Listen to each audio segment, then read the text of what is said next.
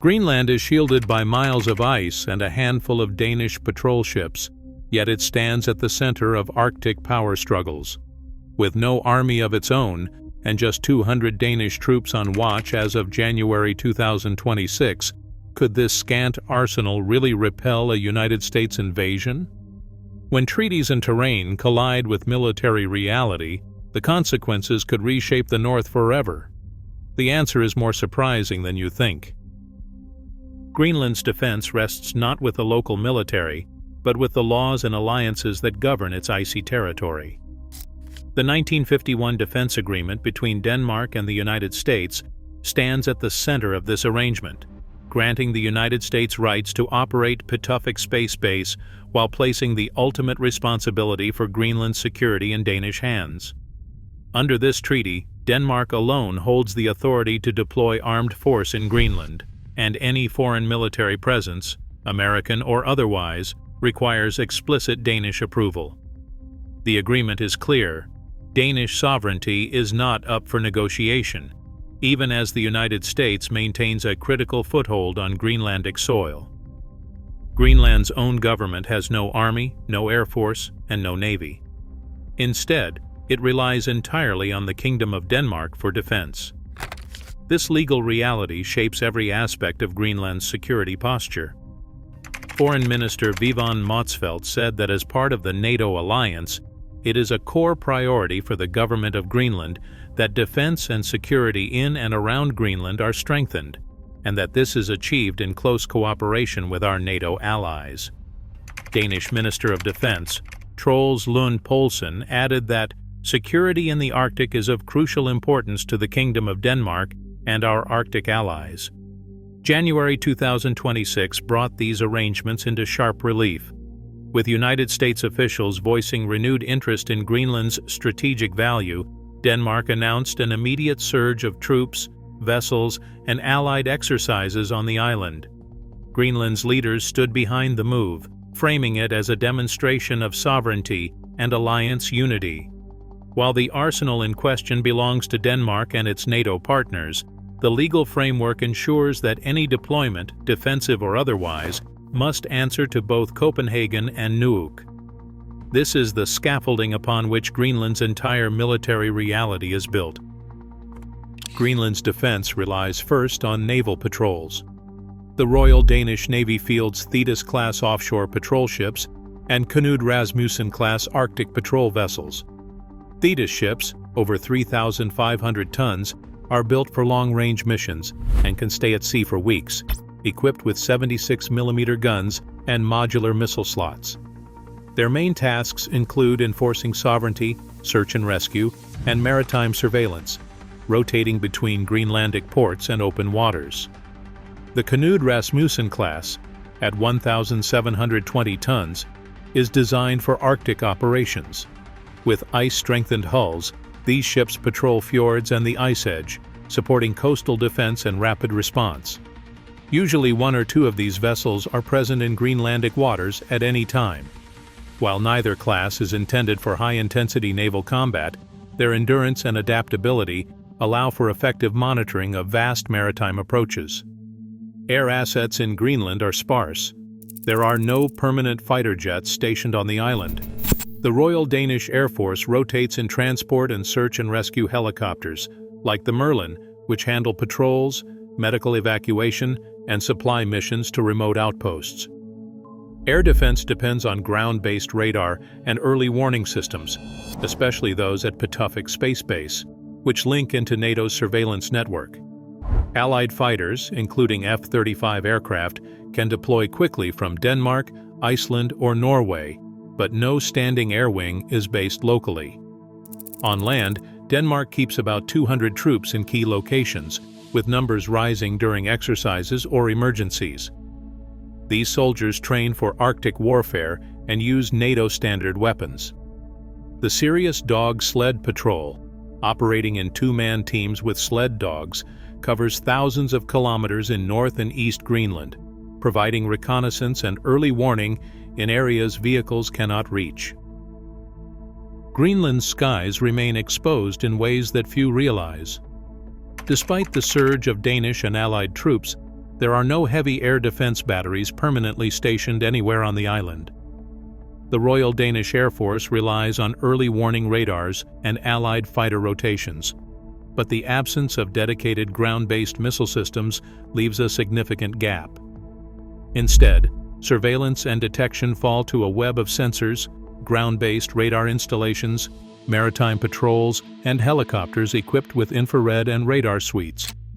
These platforms feed information into a joint command network, allowing for rapid alerts and coordination. Yet this sensor fusion cannot substitute for the raw stopping power of modern air defense missiles. Danish procurement documents confirm that a SAMP-T medium-range surface-to-air missile system has been ordered, with delivery scheduled for 2025. Until that system arrives and is operational, Greenland's defense against high-speed aerial threats remains mostly theoretical, hinging on early detection and the hope of timely Allied reinforcement. In practice, this means that any hostile aircraft or missile entering Greenlandic airspace would be tracked, but not necessarily intercepted by local forces.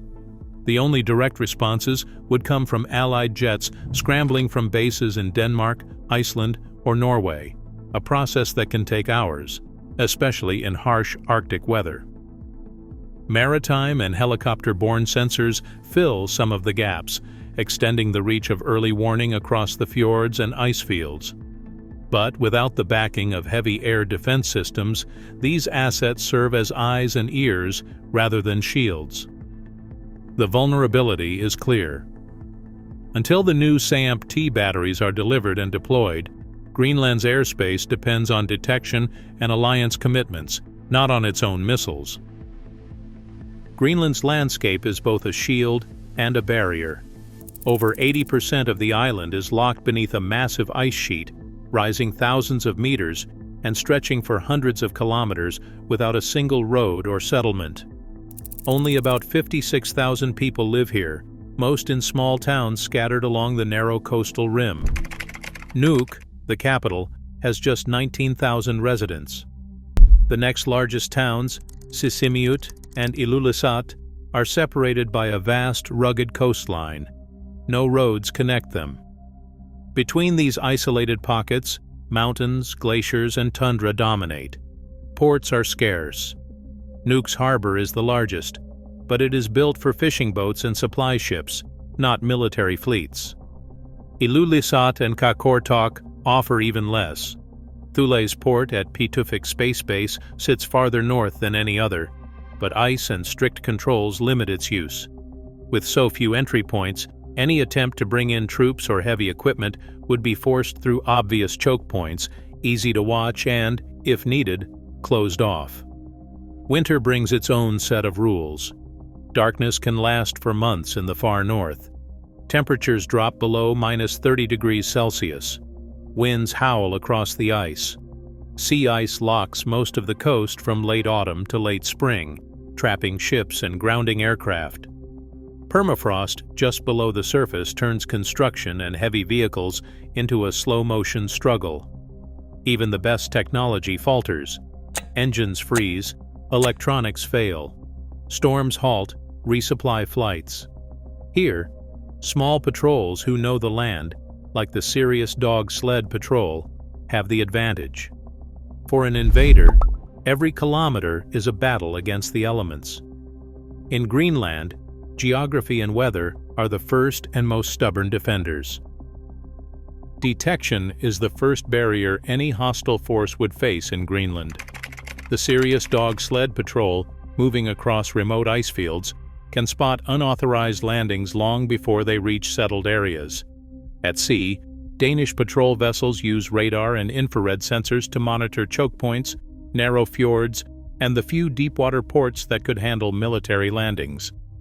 These same routes, shaped by geography and ice, become natural bottlenecks. Maritime friction slows even the most advanced fleets. Ships must navigate ice flows, unpredictable weather, and limited harbors, all under constant surveillance. Every delay buys precious hours for Allied reinforcements to organize. Historical Arctic operations show that supply lines falter quickly when forced through such constricted terrain. In this environment, even a modest defending force can inflict steady attrition, not through pitched battles, but by forcing an invader to fight the land, the weather, and the clock at every turn. Any hypothetical United States move against Greenland would trigger immediate and far-reaching consequences across NATO. Article 5, the core of NATO's Mutual Defense Pact, has only been invoked once in history. That was after the attacks of September 11, 2001. Denmark's leaders have made clear that any aggression would be treated as an assault on the entire alliance and would obligate a collective response. Yet the reality is more complicated. Experts from the Joint Arctic Command and Arctic Security Scholars warn that alliance unity cannot be taken for granted. Some member states might hesitate, weighing their own interests and the risks of escalation. Key details about rapid reinforcement plans, cyber defense measures, and advanced sensor capabilities remain classified, leaving significant gaps in public understanding. Procurement timelines for new air defense systems stretch into the future, and the true strength of Allied reinforcements is difficult to verify. The political costs of such a conflict include fractured alliances, unpredictable escalation, and the specter of a NATO rift. These factors cast a long shadow over any scenario, making the outcome uncertain even for the most powerful actors. Today, Greenland's fate relies less on weapons and more on alliances, treaties, and the Arctic's unforgiving terrain. As superpower interest in the region intensifies, sovereignty depends on global cooperation, not firepower. In a world shifting beneath melting ice, defense means far more than just military might. Subscribe to the channel for more stories that matter.